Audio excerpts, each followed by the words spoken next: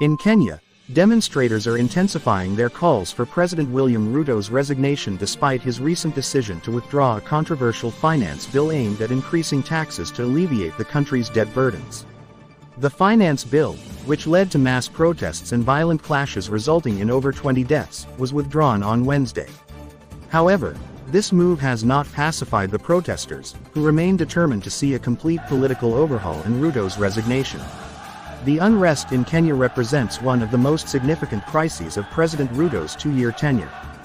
The youth-led protest movement, initially sparked by opposition to the tax hikes, has grown rapidly and evolved into broader demands for political change. While some protest supporters believe their goals have been achieved with the bill's withdrawal, others remain steadfast in their demand for the president's resignation, arguing that the issues extend beyond the finance bill alone. The protests have seen extensive participation across Kenya, including in Ruto's hometown of Eldoret, highlighting the widespread discontent with the current administration. The response from security forces, including roadblocks and the use of water cannons, underscores the tense atmosphere. As the situation develops, the government's ability to address the underlying issues and restore public trust will be crucial in determining the country's path forward. Tensions in Zimbabwe have escalated following the denial of bail to Jameson Timba, the interim leader of the Citizens Coalition for Change (CCC) party, along with 78 activists. The arrest stemmed from an alleged unauthorized political gathering, leading to a heavy-handed response from the authorities. Outside the Harare Magistrates' Court on Thursday, police beat dozens of opposition supporters and arrested several individuals, further inflaming the already volatile situation.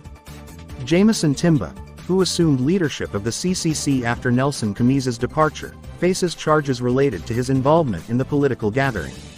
The court's decision to deny bail was based on concerns that the activists might incite public disturbances and interfere with witnesses. This judicial outcome has been met with strong opposition from Timba's supporters and legal team, who plan to appeal the decision in the High Court, arguing the lack of compelling reasons to deny bail. The crackdown on the CCC party and its supporters highlights the ongoing political repression in Zimbabwe. The actions of the police and the government's stance have drawn criticism from both domestic and international observers. As President Emmerson Mnangagwa's administration continues to confront dissent, the situation underscores the challenges facing opposition parties in Zimbabwe and the broader struggle for democratic freedoms in the country. The International Criminal Court, ICC, has delivered a landmark verdict, convicting Al-Hassan Ag Abdul Aziz Ag Mohammed Ag Mahmoud, an al-Qaeda-linked extremist leader, of war crimes and crimes against humanity in Mali's Timbuktu. Al-Hassan played a pivotal role in the reign of terror imposed by insurgents on the historic city in 2012. His crimes included rape, torture, persecution, enforced marriages, and sexual slavery, marking a dark chapter in Mali's recent history. The ICC's decision highlights the atrocities committed by Al-Hassan as a key member of Ansar Dine, an extremist group affiliated with al-Qaeda that controlled northern Mali during the period of insurgency. Women and girls suffered immensely under this repressive regime, facing corporal punishment, imprisonment, and forced marriages. The trial brought to light harrowing testimonies, including that of a rape victim who described her ordeal, underscoring the severe impact of Al-Hassan's actions on the civilian population. Al-Hassan now faces a potential life sentence, with the court set to determine his punishment at a later date. This conviction serves as a significant step towards justice for the victims of Ansar Dine's brutal rule and sends a strong message against impunity for war crimes and crimes against humanity. The verdict also reflects ongoing efforts to hold perpetrators accountable and provides a measure of closure for the victims who endured unimaginable suffering during the conflict in Mali.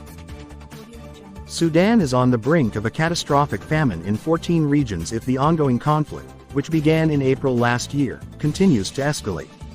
The Integrated Food Security Phase Classification (IPC) has issued a dire warning about the worsening hunger crisis, which the World Food Programme (WFP) has labeled the largest in the world. The most affected areas include the capital Khartoum, Darfur, Kordofan, and El Gezira State, all of which have seen significant fighting. The IPC's analysis indicates a rapid and severe deterioration in food security across Sudan, with the lean season exacerbating the crisis. The number of people facing a hunger crisis has surged by 45% to 25.6 million, more than half the population. Of these, 8.5 million are at risk of acute malnutrition and death, with 755,000 individuals projected to be in a state of catastrophe, the most severe level of extreme hunger. This crisis has led some Sudanese to resort to eating leaves and soil as they struggle to survive. The conflict between Sudan's army and the Rapid Support Forces (RSF) has fueled ethnically driven violence and caused massive internal displacement, further complicating the humanitarian situation. The IPC has highlighted the risk of famine under a worst-case scenario involving intensified fighting and local militia involvement. Amid this dire warning, international organizations and donors are urged to increase support for local humanitarian efforts to prevent a full-scale famine.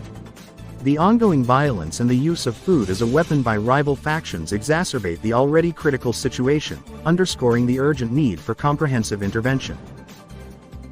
On June 27, 2024, defense chiefs from the Economic Community of West African States (ECOWAS) proposed a $2.6 billion annual plan to address escalating security crises in the region. This ambitious proposal includes deploying a 5,000-strong standby force to combat violence and prevent further military coups. However, analysts have raised concerns about the feasibility of this plan due to potential funding shortfalls and divisions within the regional bloc. The plan was presented during a meeting in Nigeria's capital, Abuja, and marks the first time ECOWAS has publicly outlined the financing of its long-discussed standby force. The resurgence of military coups in West and Central Africa has created significant obstacles for ECOWAS in implementing its security plan. With 4 of its nations currently under military rule, the 15-nation bloc is grappling with internal divisions that hinder collective action. Mali, Burkina Faso, and Niger, which have experienced some of the worst instability, have withdrawn from ECOWAS following economic sanctions. This withdrawal has opened doors for external influences, such as Russian mercenaries, further complicating the regional security landscape. Despite ECOWAS's previous efforts to reinstate democratic governance, the challenge of garnering widespread commitment and overcoming internal divisions persists.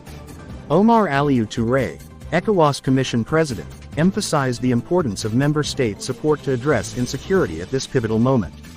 However, analysts remain skeptical about ECOWAS's capacity to launch military interventions without external assistance.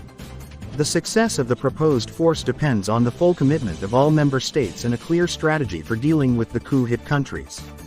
Historically, ECOWAS has struggled with delivering on ambitious plans, raising concerns about the bloc's ability to execute this initiative effectively. The international community will be closely monitoring the outcome of this proposal, which has significant implications for the stability of West and Central Africa. Thanks for watching. You can support this channel by subscribing so you can be the first to get access to the valuable contents from this channel.